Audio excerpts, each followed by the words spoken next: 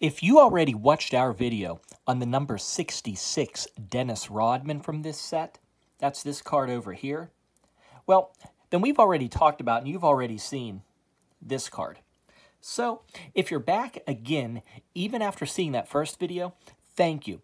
There will be more information here because we're going to look in more depth at the differences between these two cards. See, Hoops could have simply just cut and pasted the reverse of this card and used it for this one. But they didn't do that. There are changes. We're going to talk about them. We'll start with the obvious change here. That would be Dennis Rodman's appearance.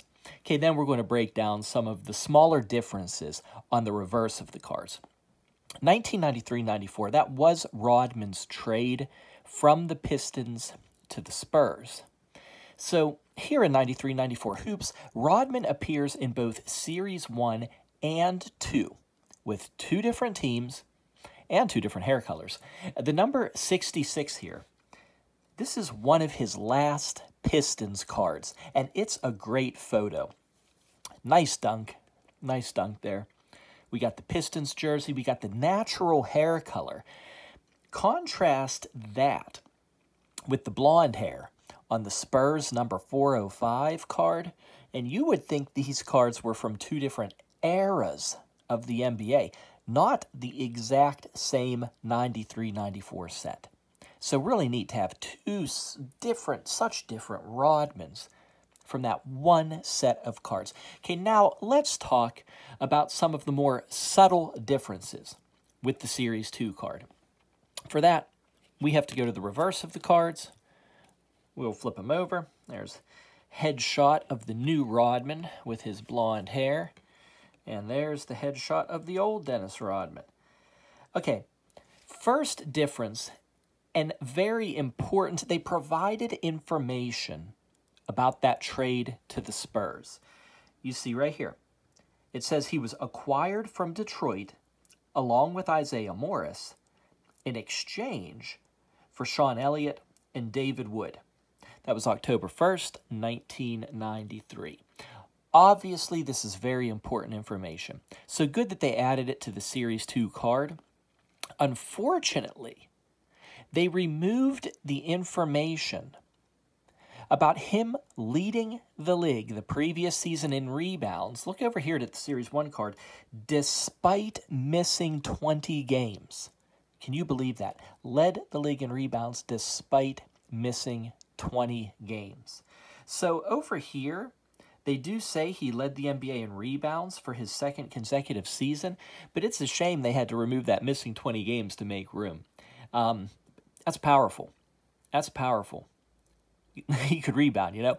Okay, then for the Spurs card, they added the fact that he made the All-NBA third team in 1992. I think for us collectors, that's kind of uneventful information. Not to take that away from him or anything, but, you know, All-NBA third team. So a little uneventful, but crucial piece of information, and I don't know why it's not on this Series 1 card. Here, he was a member of NBA championship teams in 1989-1990. Yeah, there's no mention of his two championships there on that Series 1 Pistons card. I don't know. So that's nice that they added it to the Series 2 card. And then there's two new pieces of information at the very end. And I think it adds some character to this Series 2 card. First of all, he led the NAIA in rebounding in 1985 and 1986. I think that he was Southeastern Oklahoma. Him leading in rebounding, I mean that's what he was known for later in his NBA career. I think that's great information. We don't have that on the Series 1 card. It just says he made the All-American first team. Nothing about him leading in rebounds. So that's great. And then second, look here, last sentence. Did not play high school basketball. That's a great part of the bio. That wasn't on the Series 1 card. So great that they added that. Great that they added it. You know, I like this 1993-94 hoop set. I do. Junk wax, but I'm certainly not opposed to it. I like it. It was a year of transition for NBA hoops. They were still trying to find their footing, and they were consolidating after that enormous and overprinted 91-92 set. We all remember that. I mean, we went from about 600 cards in 91-92. It was down to 500-ish the next season. But here in 93-94, now we're down to 421 cards. So the set's getting tighter. It's consolidating. Look, if you don't know about this set, though, an important note about the number of cards. Okay, it just says 421. They're numbered to 421. But there are professional resources. Like, for example, the 2001 standard catalog of basketball cards. They argue that the Magic Bird commemorative card and the 28 Hoops Scoops insert cards, they actually should have been numbered as part of the regular set. Okay, here's why they argue that. They say that they appear at the same rate as all the other cards. They claim it was a mistake by Hoops that just was never corrected. And this would then make the number of cards in the set an even 450 cards. That's convincing. That's a convincing argument.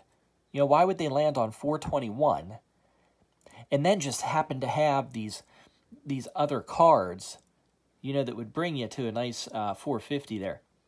So, in addition to the number of cards changing, the design of the set was in flux as well. This is the first season with hoops that we have a borderless full bleed photo. We all remember 89-90 and 90-91. They used a basketball court key in the design. That's so historical. I think they should have tried to stick with that somehow. But then that gave way to a more conventional border for 91-92 and 92-93, but here we are in 93-94. The border is entirely gone. So, okay, well, that's enough about the set in general. Look, I hope you enjoyed looking at these two Rodman cards. I think it's great to have such a change in a player in one single set. In just one set.